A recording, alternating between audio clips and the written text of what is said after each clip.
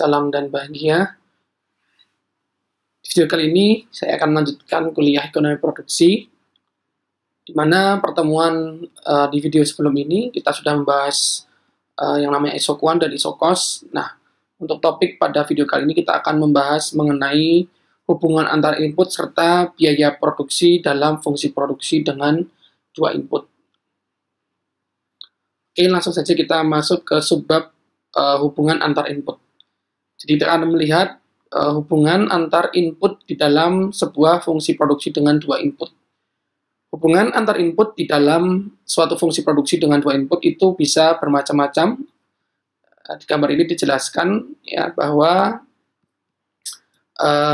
hubungan antar input itu bisa A. Decreasing rate of substitution, kemudian B. Constant rate of substitution, kemudian C. Complementer ya atau no substitution, dan juga yang D. Lump input.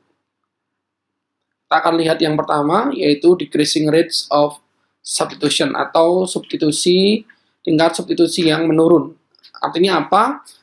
Decreasing rate of substitution adalah terjadi ketika penambahan input itu harus didistribusikan dengan penurunan input lainnya. Jadi dengan kita menambah satu input, itu harus diikuti dengan penurunan penambahan input yang lain. Kemudian yang B, yaitu constant rate of substitution adalah atau tingkat substitusi yang konstan ya.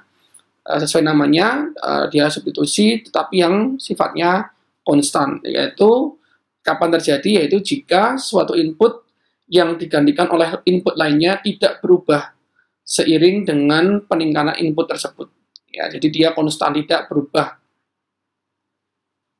Kemudian yang C, komplementer atau no substitution ya. Komplementer artinya melengkapi, artinya di sini apa? Yaitu kondisi di mana input itu dapat meningkatkan output ketika dikombinasikan dengan proporsi atau jumlah yang tetap.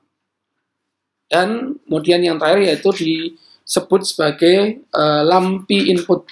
Ya, apa itu lumpy input? Ya, lumpy input di sini artinya adalah input yang jumlahnya tidak dapat ditingkatkan secara bertahap, ya, sedikit seiring peningkatan output. Nah, tetapi di sini input itu harus ditingkatkan dalam jumlah yang besar, ya, maka dikatakan bahwa isokuannya di sini tidak kontinu, tetapi diskrit, ya. Kalau yang lain itu kontinu, ya, berhubungan, bersinambungan, tetapi dalam lumpy input itu adalah berbentuk diskrit, ya, tidak saling berhubungan. Nah, ini adalah bentuk kurva isokuannya. Kalau decreasing ya seperti ini ya, melengkung. Kalau konstan seperti garis lurus ya. Kemudian komplementer itu seperti titik-titik ya, atau bisa garis siku seperti ini. Lumpy input ya tidak bersinambungan ya, diskrit. Oke, kita coba dengan contoh supaya semakin jelas. Kita akan berikan contoh untuk yang sifatnya hubungan substitusi yang konstan, ya, yang tetap. Di sini ada 3 tabel, tabel A, tabel B, dan tabel C. Ini adalah 3 tabel yang menunjukkan hubungan substitusi antar input, ya. Di sini ada 2 input, ya, input X1 dan input X2. Pada tabel A, ya, silakan perhatikan di sini ya. Ini adalah menunjukkan hubungan substitusi yang sifatnya konstan. Contohnya yang mana? Yang saya beri warna kuning di sini, yaitu yang jadi ini adalah input X1, ini input X2, kemudian ini adalah outputnya. Nah, output dihasilkan output 8. Di sini terjadi ketika X1-nya 3 dan X2-nya 1. Input ini juga terjadi ketika X1-nya 2, X2-nya 2. Kemudian X1-nya 1, X2-nya 3. Nah, inilah dikatakan hubungan substitusi konstan. Di sini mula-mula X1-nya 3, ya, X2-nya 1. Nah, kemudian X1-nya dikurangi satuan, ya, menjadi 2. Nah, substitusinya konstan ya, dengan mengurangi 1 di sini bertambah 1 ya. X1-nya 2, X1-nya 2, X2-nya juga 2. Dihasilkan output 8. Kemudian dikurangi lagi X1-nya dari 2 menjadi 1, maka substitusinya konstan ya, maka X2-nya ditambah 1. Sehingga X1-nya menjadi 1, X2-nya menjadi 3. Nah, inilah contoh hubungan substitusi konstan. Contoh lagi yang tabel B di sini, ya, yang saya beri warna kuning, yang nomor, yang berwarna kuning, yaitu ya saat menghasilkan output sebesar 3. Output sebesar 3 di sini ya terjadi ya ketika pertama di sini saat X1-nya sebesar 3, X2-nya 0. Kemudian di sini ya terjadi saat X1-nya 1, X2-nya 1. Ini substitusinya secara konstan. Mula-mula X1-nya 3, ya. Kemudian kita mengurangi X1 sebesar 2 unit menjadi 1 unit. Yang mula-mula X2-nya ada di sebesar 0, ya, maka ini bergeser menjadi 1. Jadi di sini menggambarkan bahwa 1 unit X2, ya, 1 unit X2 itu menggantikan 2 unit input X1. Dengan berkurangnya 2 unit input X1 dari 3 ke 1, itu dapat digantikan dengan 1 penambahan dari input X2. Nah, nanti dan seterusnya substitusinya bersifat konstan tetap. Jadi di sini 2 unit input X1 akan digantikan dengan 1 unit input X2. Ini polanya nanti akan seperti ini. Ya, kemudian contoh yang ketiga yaitu tabel C. Ya, tabel C di sini yang saya beri warna kuning juga, ini menunjukkan output sebesar 18. Ya, yang pertama 18 ini terjadi ya dapat dicapai saat X1-nya sebesar 3, X2-nya 0. Ya, kemudian saat X1-nya 2, X2-nya 1, dan juga saat X1-nya 1, X2-nya 2, dan X1 0, X2-nya 3. Ya. Jadi X1 turun 1 unit, X2 naik 1 unit. Ya. X1 3 turun 1 unit, kedua, maka X2-nya juga naik 1 unit, dari 0 ke 1. Kemudian di sini juga X1-nya turun 1 unit, ya, dari 2 ke 1, X2-nya juga bergeser atau naik 1 unit, ya, konstan, ya. Nah, itu telah contoh hubungan antar input yang sifatnya substitusi konstan. Oke, kemudian kita lanjut ke hubungan yang kedua, yaitu yang sifatnya komplementer atau saling melengkapi. Hubungan komplementer di sini ya dapat dilihat pada tabel A dan B ini. Nah, yang pertama tabel A ya, di sini bisa dilihat ya, mula-mula saat X1-nya 0, X2 0, hasilnya 0. X1-nya 1 unit, X2-nya 0. Nah, di sini di tabel A produksi baru terjadi ya ketika ada X1 dan ada X2. Ya. Ya, saat ini 5 ini terjadi saat X1-nya 1 unit, X2-nya 1 unit. Kemudian 9 ini terjadi saat X1-nya 2 unit, X2-nya juga 2 unit. Kemudian output sebesar 12 terjadi saat X1 3 unit, X2 3 unit. Ya, jadi produksi terjadi ketika ada proporsi yang sama, yang tepat ya, sehingga baru terjadi yang namanya proses produksi ya, baru muncul outputnya.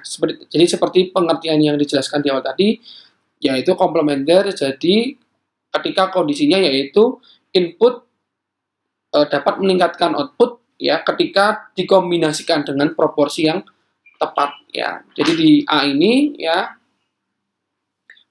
ini baru dapat dihasilkan output 5 ya saat X1 1, X2 1, kemudian dapat dihasilkan 9 saat X1 2, X2-nya juga 2, 12 saat X1-nya 3, X2-nya 3. Ya, sehingga proporsinya tetap. Jadi ada X1-nya 1 unit, X2 1 unit, terjadi output. Ya. Kemudian X1-nya juga 2, X2-nya 2, ada 9 unit output. Ya. Kemudian saat X1-nya 3, X2-nya 3, outputnya sebesar 12. Jadi saling melengkapi. Contoh yang lain yang di tabel B, ya ini bisa dicermati di sini ya. Di sini saat X1-nya, X2-nya 0 ya. Walaupun X1-nya ada ya, atau X1-nya diberikan 1 unit, 2 unit, 3 unit, tetap menghasilkan output sebesar 0. Tetapi ketika X1-nya diberikan ya, nah di sini baru muncul outputnya. Jadi di tabel B ini ya, Q sama dengan 2 itu untuk X2-nya 1 dan X1-nya 1. Paling tidak 1 ya, paling tidak 1. Jadi mulai dari X1 ada 1 unit itu muncul outputnya ya. Di X2 saat sama dengan 2 ini juga baru terjadi output produksi ketika paling tidak ada 1 unit input X1 ya. Tapi kalau tidak ada X1-nya atau X1-nya 0, ini tidak dihasilkan proses produksi ya. Jadi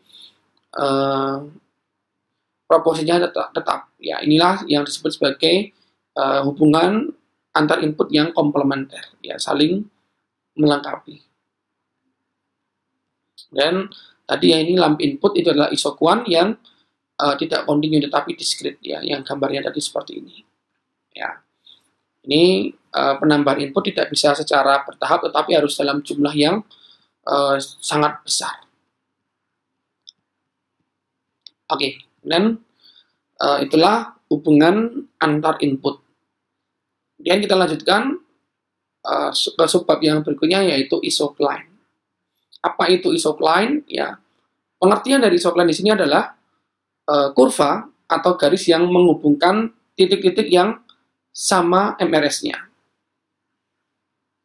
Ya, jadi isocline sekali lagi adalah kurva atau garis yang menghubungkan titik-titik yang sama besarnya MRS-nya.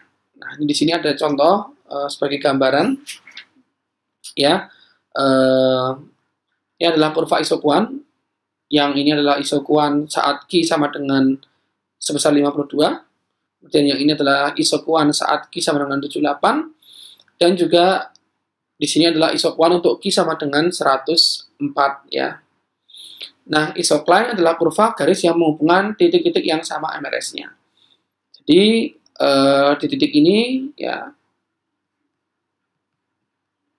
di sini ya, dan di sini, misalkan di sini. Nah, ini adalah titik-titik yang misalkan mempunyai nilai MRS yang sama. Bila kita hubungkan titik-titik tersebut, inilah yang disebut sebagai isocline. Ya, di dalam antar isoquant ya. Kemudian di sini ya, di sini, kemudian titik ini, dan juga di titik ini ya. Ini adalah titik-titik yang besarnya MRS-nya, nilai MRS-nya sama misalkan. Nah, dan kita hubungkan, inilah yang disebut sebagai isocline. Nah, isocline di sini juga dapat dikatakan ya sebagai suatu garis yang menghubungkan kombinasi input X1 dan X2 pada berbagai isoquant yang mempunyai slope yang sama. Ya, jadi dalam satu isocline di sini ya, ini isoquant tersebut mempunyai slope yang sama. Ya, jadi di titik ini misalkan nanti ya, dan di titik ini, dan di titik ini. Ini adalah isoquant saat Q sama dengan 52. Di sini adalah isoquant saat Q 78, dan ini adalah isoquant saat Q sebesar 104. Nah, karena ini dihubungkan oleh suatu garis atau kurva isocline, nah maka sepanjang kurva isokline ini mempunyai slope kemiringan yang sama di dalam isokuan yang berbeda. Itulah isokline. Nah,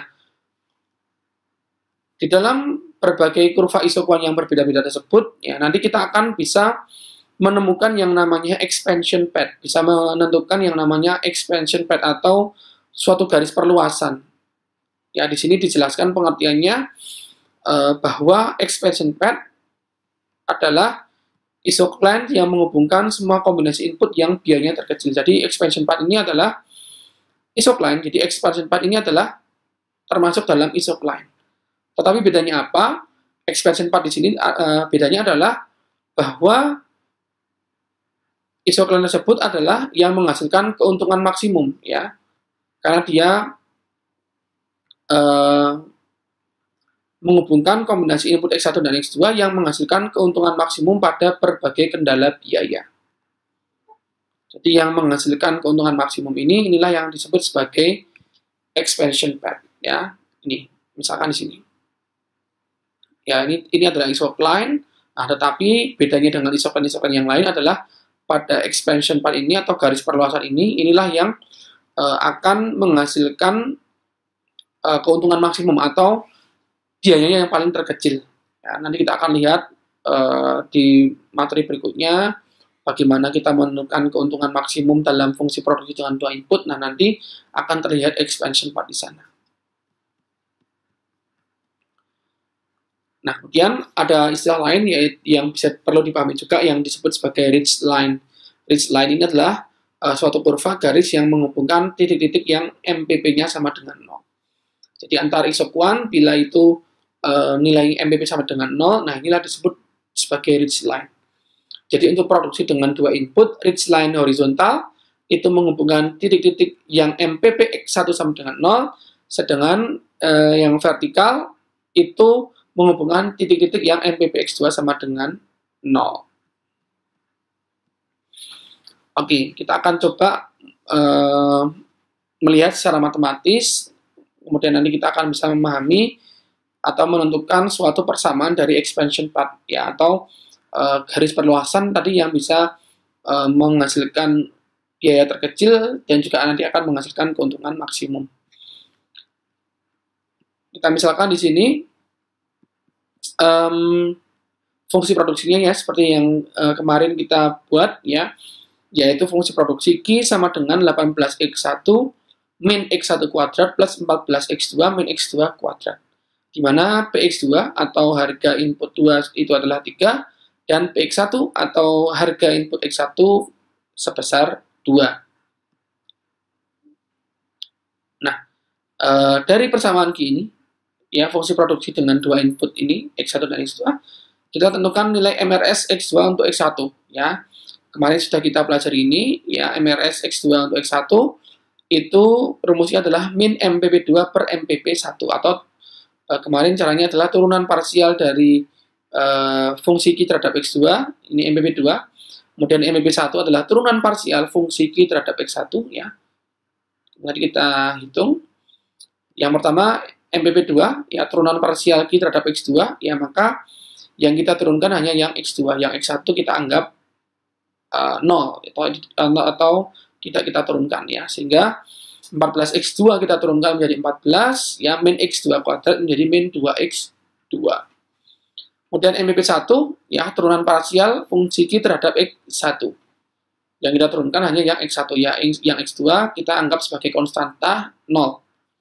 Sehingga di sini 18X1 kita turunkan menjadi 18, min X1 kuadrat menjadi min 2X1. Inilah MRS X2 untuk X1.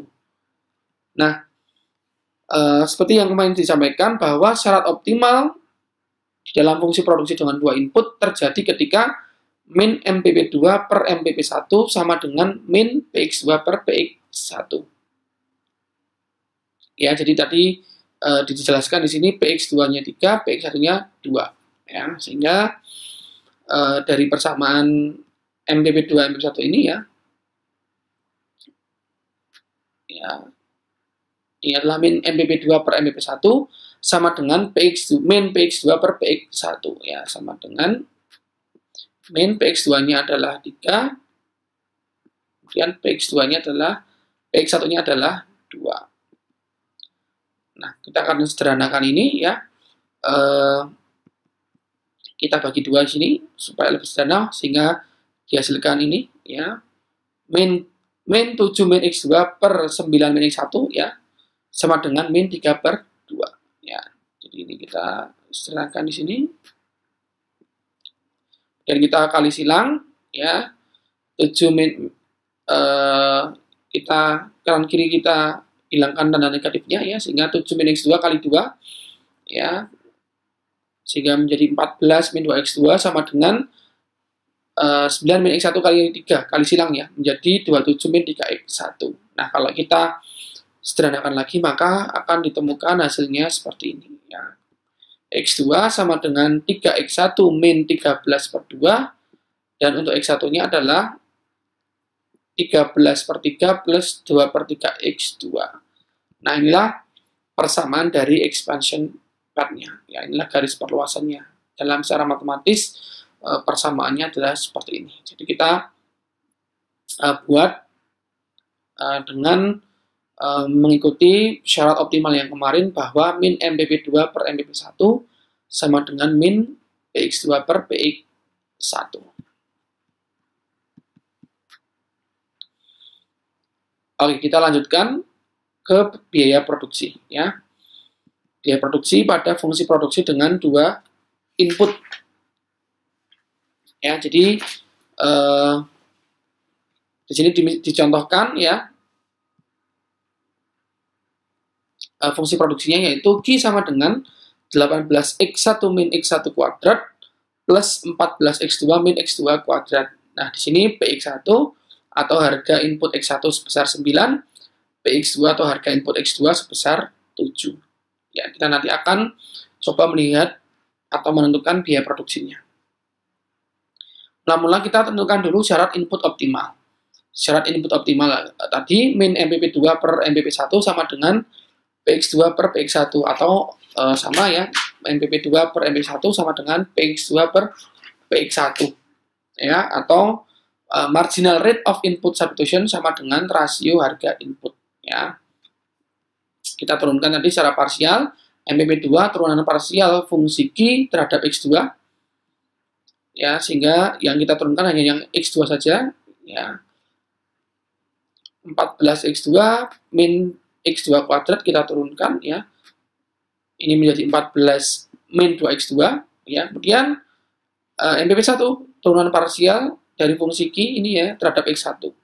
Jadi yang x1 saja yang kita turunkan, sehingga menjadi 18 min 2x1 ya. 18x1 menjadi 18 min x1 kuadrat menjadi 2x1 sama dengan px2 per px1. Px2-nya 7, px1-nya 9. Sehingga 14 min 2x2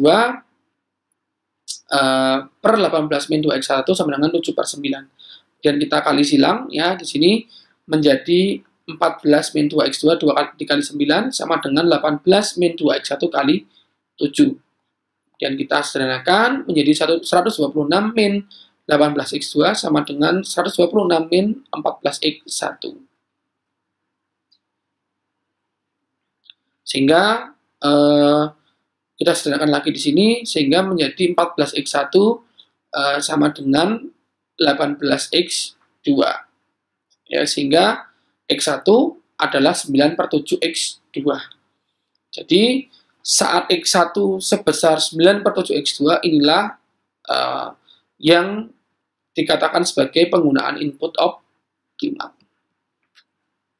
Jadi saat x1 itu sebesar 9 per 7x2 inilah penggunaan input optimal. Nah,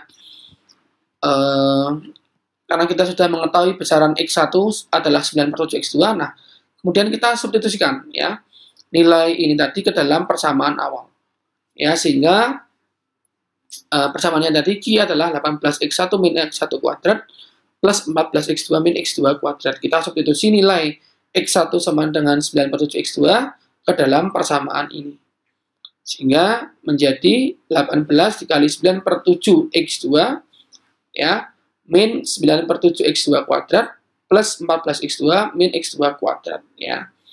Kita sederhanakan di sini sehingga dapat kita tulis Q itu sama dengan 260 per 7X2 min 130 per 49X2 kuadrat. Nah, ini adalah persamaan baru dari Q. Persamaan baru Q ya, setelah kita tadi mencari penggunaan input optimal. Nah, setelah kita dapatkan persamaan baru ini, nah kita bisa menentukan besaran biaya produksi. Ya, biaya produksi ya, karena ini adalah input variabel ya, maka di sini adalah kita akan mencari besaran nilai TVC, total variable cost. TVC rumusnya kemarin adalah PX1 dikali X1 plus PX2 kali X2. Ya, kemudian PX1 tadi adalah 9, ya, PX2 adalah 7, sehingga dapat kita tulis TVC sama dengan 9X1 plus 7X2. Kemudian kita substitusi lagi ya, karena tadi X1 itu adalah 9 per 7X2, kita substitusi ke sini ya, sehingga TVC sama dengan 9 dikali 9 per 7X2 plus 7X2, sehingga TVC-nya diperoleh persamaan baru lagi, yaitu TVC adalah sebesar 130 per 7X2. Ya, jadi kita substitusi dengan besaran input optimal tadi. Oke, kemudian kita akan ingin mencari besaran nilai X2. Ya, tadi kan kita baru diperoleh persamaan X1 itu adalah 9 per 7 X2. Ya, kita belum tahu berapa besarnya X2. Nah, maka seperti konsep dalam fungsi produksi dengan satu input variabel sama ya, kita akan menggunakan yang namanya konsep fungsi produksi inverse untuk menentukan X2. Ya, jadi ini adalah persamaan baru dari fungsi Q, yaitu 260 per 7X2 min 130 per 49X2 kuadrat. Kita akan inverse fungsi Q ini supaya kita bisa mendapatkan nilai X2. Ya, sehingga kita tulis menjadi min 130 per 49X2 kuadrat plus 260 per 7X2 ya, Q yang kita pindah sisi yang menjadi min Q sama dengan 0. Nah, kemudian dengan persamaan ini ya, kita bisa menentukan besarnya nilai X2 ya. Nah, di sini tentu kita akan menggunakan rumus ABC ya, di mana A-nya adalah min 130 per 49, B-nya 260 per 7, dan C-nya adalah min Q. Ya, dimana seperti yang dulu kita jelaskan, rumus ABC adalah min B plus minus ya, akar dari B kuadrat min 4 AC ya, B kuadrat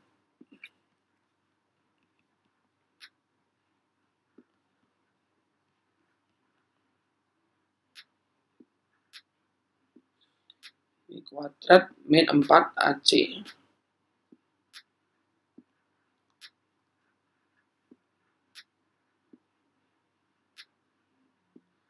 per 2. Ya, kemudian kita masukkan tadi nilai-nilai A, B, C-nya, min B ya, min 260 per 7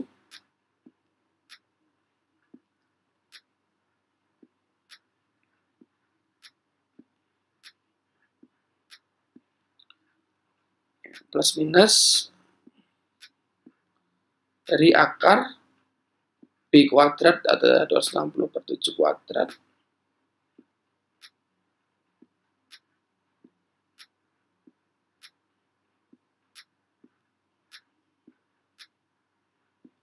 min 4 dikali A-nya adalah min 130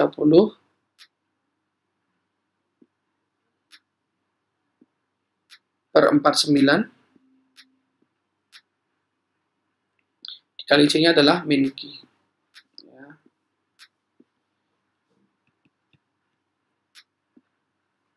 Ini per 2. Ya. Per 2. 2 dikali dengan min 130 per 4, 9. Ya. Dan kita hitung dan sederhanakan sehingga akan diperoleh nilai X2 di sini yaitu sebesar ini.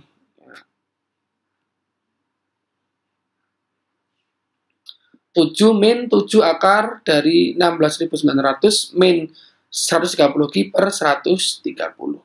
Ya. Ini adalah nilai atau besaran dari X2. Nah, kemudian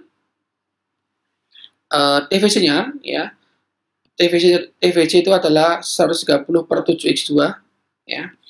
Di tadi persamaan ini, ya, TVC itu adalah 130 per 7x2, ya. Nah, maka kita substitusikan lagi ke dalam persamaan, ya. Karena TVC adalah 130 per 7x2, x2-nya tadi udah ketemu, X2-nya adalah 7 min 7 akar 16.900 min 130 Q per 130, ya. Nah, maka kita masukkan substitusi ke dalam ini, ya, dikalikan dengan 130 per 7 sehingga diperoleh nilai TVC-nya adalah 130 min akar 16.900 min 130 Q. Kemudian dari TVC kita bisa peroleh nilai MC. MC adalah turunan TVC terhadap Q, ya. Sehingga kita turunkan D130 min akar 16.900 min 130 Q per DQ. Ya, kita turunkan, maka MC diperoleh besarnya adalah ini, 65 per akar 16.900 min 130 Q. Ya. Kemudian nanti kalau ingin mencari AVC, ya, tinggal TVC kita bagi dengan Q. Kemudian kalau average cost AC ini adalah, atau average total cost adalah TC dibagi dengan Q. Ya, jadi ini adalah konsepnya, ya. Jadi sekali lagi yang penting dipahami konsepnya, ya, walaupun karena ini angkanya kebetulan rumit, ya, tetapi kita harus bisa memahami polanya. Jadi saya ulangi, untuk fungsi produksi dengan 2 input optimal, yang mula-mula kita tentukan syarat input optimalnya dengan konsep marginal rate of input substitution itu adalah sama dengan rasio harga input, ya, MPP2 per MPP1 sama dengan PX2 per PX1. Nanti kita akan bisa mendapatkan persamaan dari X1 yang itu adalah input optimal. Nah, X1 ini dan kita substitusi kembali ke dalam persamaan awal, ya. Kita akan mendapatkan persamaan baru Q. Ya. Kemudian untuk TVC kita gunakan rumus PX1 X1 plus PX2 dikali X2, ya. Ketemu tadi TVC 9x1 plus 7x2. Nah, tapi kita substitusi dengan besaran x1 yang input optimal, ya, sehingga akan diperoleh nilai TVC yang baru, yaitu ini, ya. Kemudian untuk mendapatkan nilai X2 tadi, ya, dari persamaan Q yang baru kita inverse, ya, sehingga akan diperoleh nilai X2. Nah, X2 ini nanti kita akan gunakan untuk menghitung di dalam persamaan TVC, ya. Jadi itulah tadi bagaimana kalian menentukan suatu biaya produksi di dalam fungsi produksi dengan input variabel, ya, 2, ya, atau lebih dari 1. Ya, di sini itu adalah biaya produksi, ya. Kemudian, ya, di sini ada kurva penawaran, ya, di mana dengan di sini kita bisa lihat, ya, kurva penawaran, ada kurva MC dan AVC, ya.